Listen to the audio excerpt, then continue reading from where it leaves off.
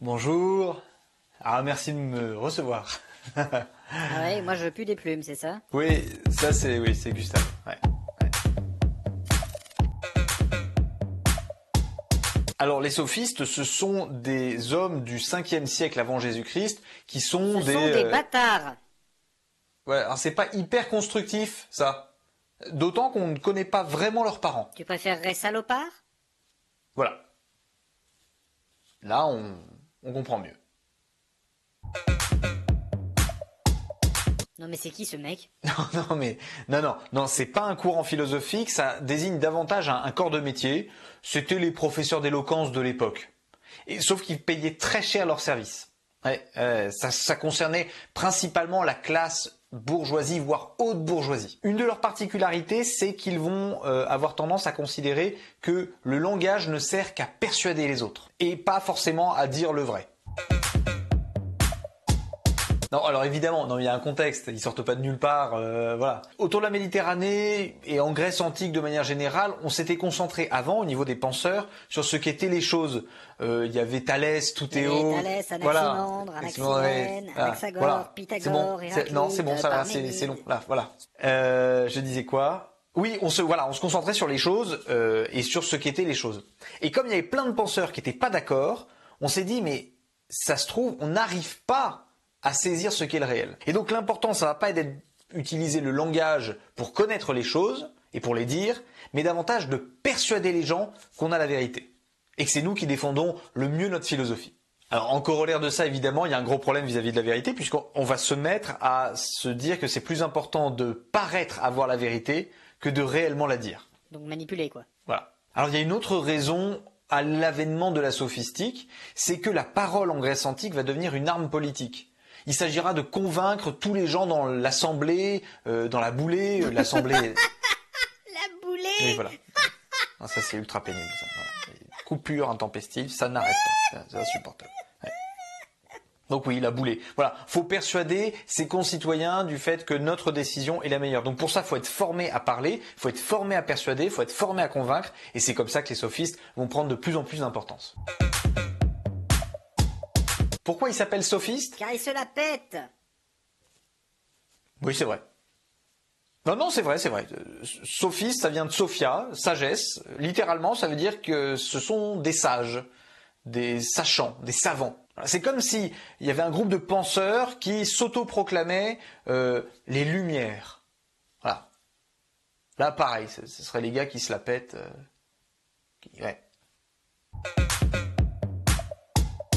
Alors, Protagoras. De son petit nom, Prota déconne. Ouais, non, ça c'est entre nous, ça. Voilà.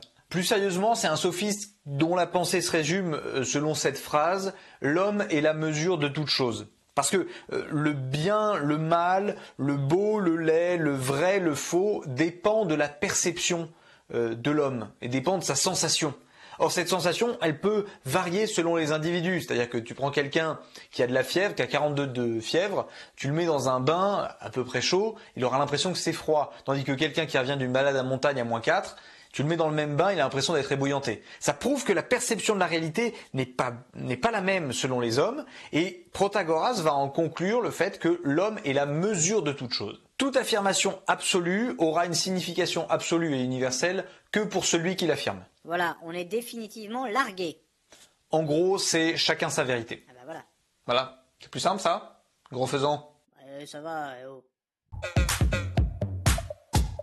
Alors, il y a déjà des objections qui sont survenues de son vivant, notamment au niveau du respect des lois. C'est-à-dire que si tout dépend de chacun, eh bien, comment on va obliger les gens à respecter les lois? Est-ce qu'il faut respecter les lois?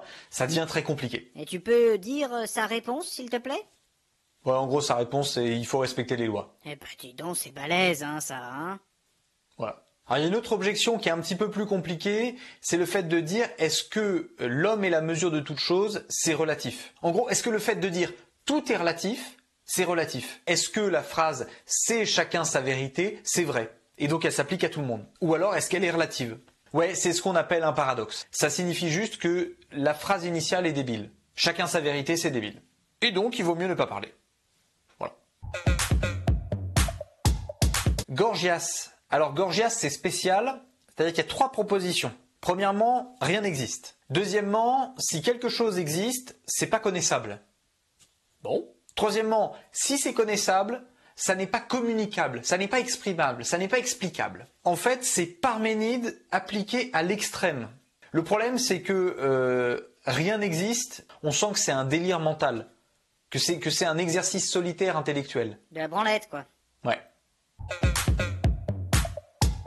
Est-ce que Socrate, c'est un sophiste? Quoi? Il a dit quoi, le mec? Non. Qu'est-ce qu'il raconte? Non, il fait pas partie des... Peut-être, à la limite, peut-être qu'il fait partie du corps de métier des professeurs d'éloquence de l'époque. Ok. Bon, on peut tolérer, voilà, c'est ça. Mais c'est pas un sophiste, non.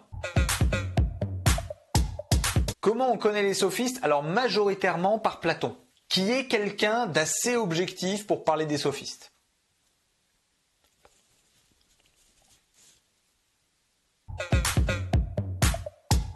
Tu peux leur dire qu'on va se revoir à la télé?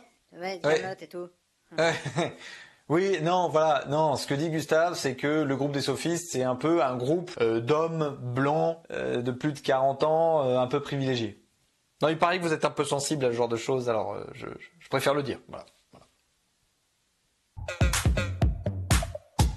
Est-ce qu'à notre époque, c'est important de s'interroger sur les sophistes? Oui, c'est important parce que on est dans un monde où la communication, la manière de dire les choses est plus important que le message. Et on est dans un relativisme ambiant, donc la Protagoras serait assez content, et qui conduit à un scepticisme un peu radical. Et là, c'est Gorgias qui serait très content. Mais il y en a d'autres, il y a Antiphon, il y a Hippias, etc. C'est intéressant de les regarder parce que ils sont symptomatiques d'une crise intellectuelle, d'une crise qui peut mener à une déchéance intellectuelle. Un dernier mot, on tient à remercier avec Gustave les 1000 tarés qui nous suivent et qui sont abonnés à cette chaîne YouTube. Ça nous fait énormément plaisir et puis à bientôt pour de nouvelles vidéos. Salut. Abonne-toi et tu peux commenter. Abonne-toi et tu peux partager. Abonne-toi, petit fripounet. Abonne-toi et fais-moi penser.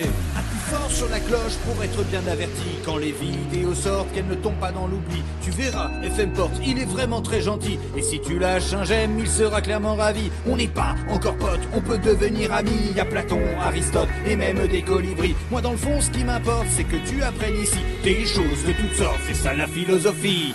Abonne-toi et tu peux commenter. Abonne-toi et tu peux partager. Abonne-toi, petit fripounet. Abonne-toi et fais-moi penser.